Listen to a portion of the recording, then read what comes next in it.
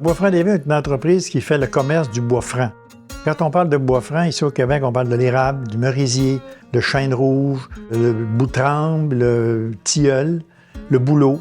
On importe aussi des États-Unis du black walnut, du chêne blanc, des essences américaines pour compléter notre gamme de produits pour pouvoir satisfaire nos clients.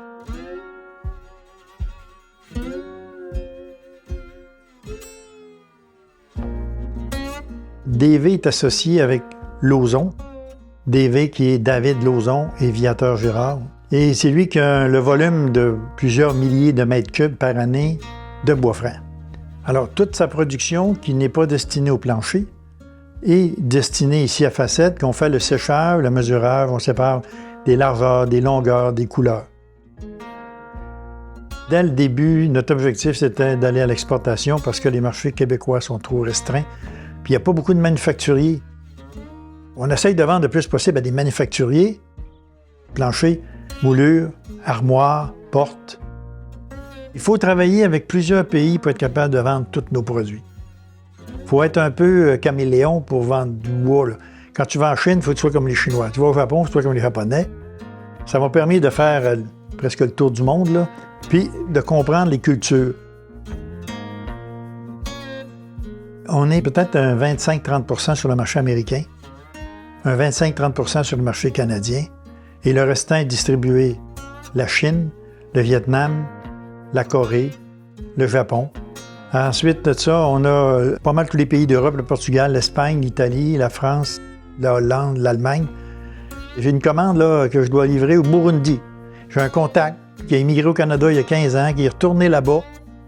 On négocie, puis c'est du trade.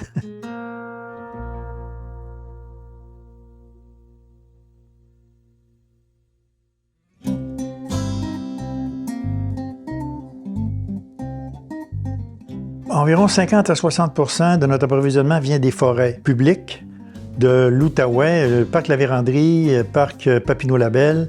Il y a des secteurs de coupe qui sont planifiés 3 ans, 5 ans en avance. Les arbres qui ont le droit d'être coupés sont décidés par le gouvernement. Il y a quelqu'un qui passe, il fait une marque de peinture, c'est ça qui peut le couper parce qu'il est malade, parce qu'il est croche, parce qu'il n'est pas bon. Les bons, on les laisse là pour la régénération.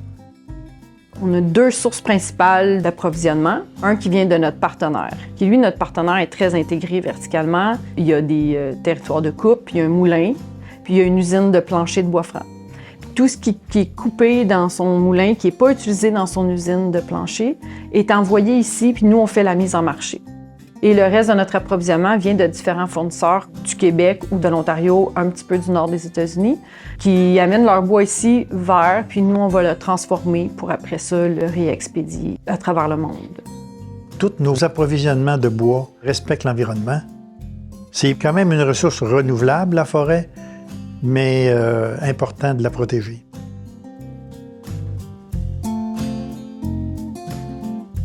Comment est-ce que vous préparez votre stratégie pour aller à l'international, pour vendre votre bois? On a des agents dans différents secteurs. L'agent, lui, connaît bien le produit.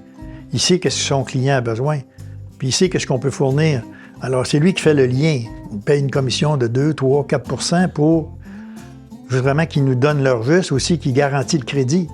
Tous nos comptes sont assurés avec Développement économique Canada ou EDC. On paye, mais on ne vend pas sans être assuré. Parce qu'à l'international, on a vécu des expériences depuis 40 ans quand même, là, puis il faut être prudent. Si on n'a pas le bois, on peut aussi l'acheter d'un compétiteur. Quand on est capable d'avoir un bon prix, on l'achète, on l'amène ici, on le vérifie, puis on le sort dans des containers, puis on l'envoie. On peut acheter en spéculant que le marché va monter, hop, là on pense qu'il va descendre, alors on achète moins, mais il faut être prêt à supporter beaucoup d'inventaire pour être prêt à répondre au marché.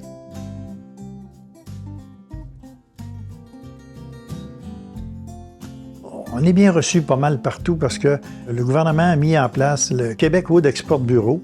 Il y a un représentant pour le plancher, un représentant pour le bois franc, un représentant pour le bois mou, puis pour les maisons.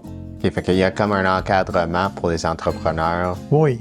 On est bien encadré, là. On est membre du NHLA, National Hardwood Lumber Association, du CLA, la Canadian Lumberman Association, le AEC, American Hardwood Export Council. Puis tous ces organismes-là font les foires à travers le monde. Alors, c'est comme ça qu'on réussit à tirer notre épingle du jeu. Puis quels sont les défis dans votre secteur? Présentement, c'est la compétition. avec les Américains. Les Américains sont pas mal plus gros. Alors, s'ils décident de baisser le prix, c'est pas mal plus difficile. Quand le marché est bien hot, c'est l'approvisionnement qui est difficile. Là, l'approvisionnement était facile, mais c'est difficile de vendre.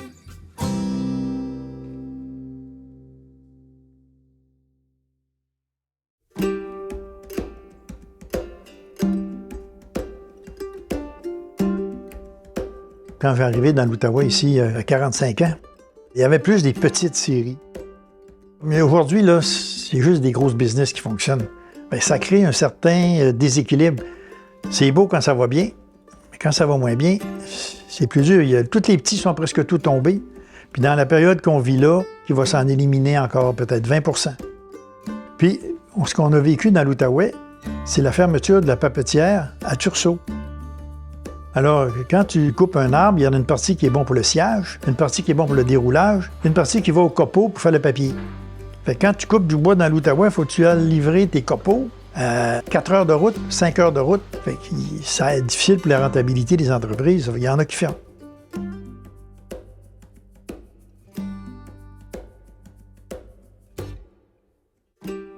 C'est très difficile de lire 10 ans en avant, là. Il y a 25 ans, on vendait beaucoup en Allemagne. Présentement, c'est moins. On vendait beaucoup en Angleterre. Présentement, on ne vend plus en Angleterre. Les pays où la main-d'œuvre est chère, bien, ils ont fait faire ailleurs. C'est pour ça que les Chinois ont ramassé une bonne partie du marché. Il y a été des années que 25 % de notre marché, c'était la Chine, là.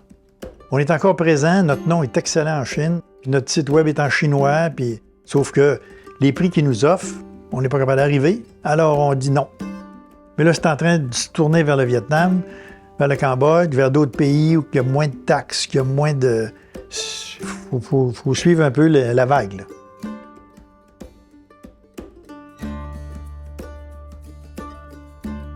On a des contrats de change sur 18 à 24 mois.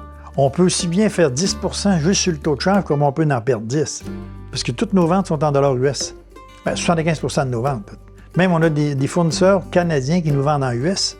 On travaille avec des marges de 8-10 % de brut. Il faut vraiment calculer bien nos affaires.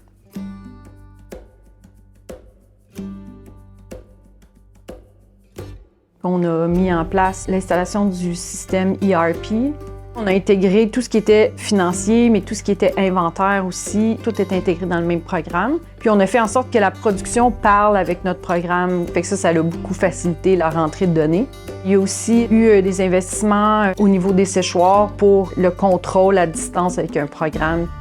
C'est sûr que la numérisation pourrait aider avec des robots ou encore de mécaniser les emplois pour aider, puis la charge physique soit moins grande. Mais les investissements que ça demande, c'est là que ça devient le défi entre le bénéfice et l'investissement qui s'est demandé.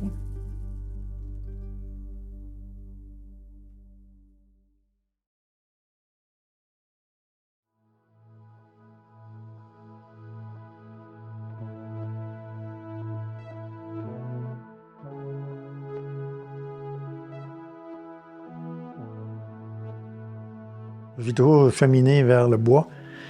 Dans mes emplois d'été, j'étais bûcheron. Mon rêve, ça a toujours été d'être à mon compte.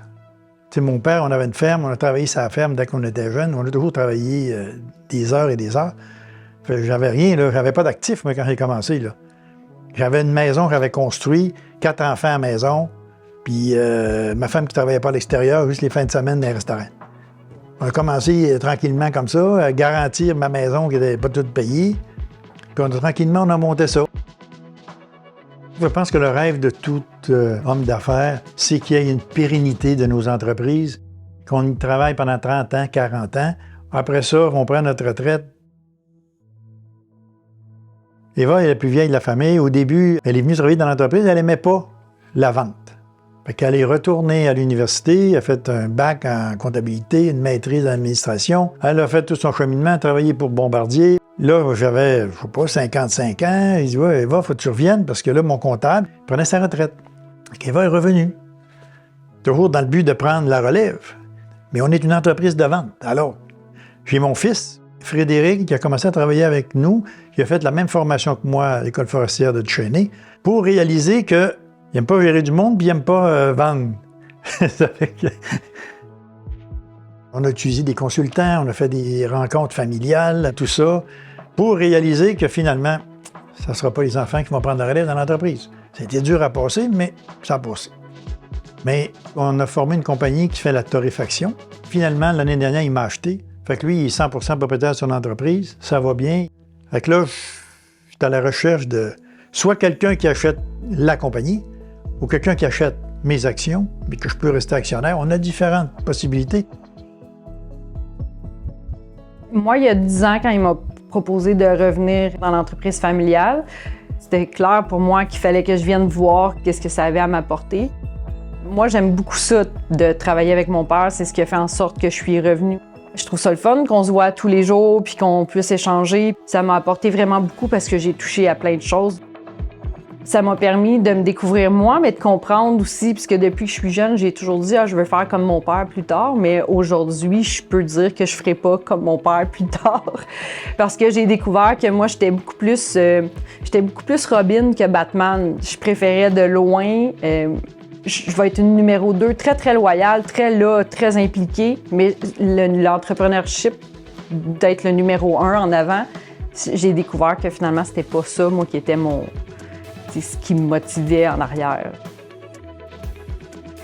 Je comprends que mes enfants, ils m'ont vu faire pendant toute leur vie à eux, puis je sais pas, ils n'ont pas le goût de prendre ça. Je suis content d'avoir réalisé ça pour moi personnellement. J'ai bien élevé mes enfants, ils ont eu tout ce qu'ils avaient besoin. Mais bon, c'est une réalité d'aujourd'hui. J'ai accepté la situation.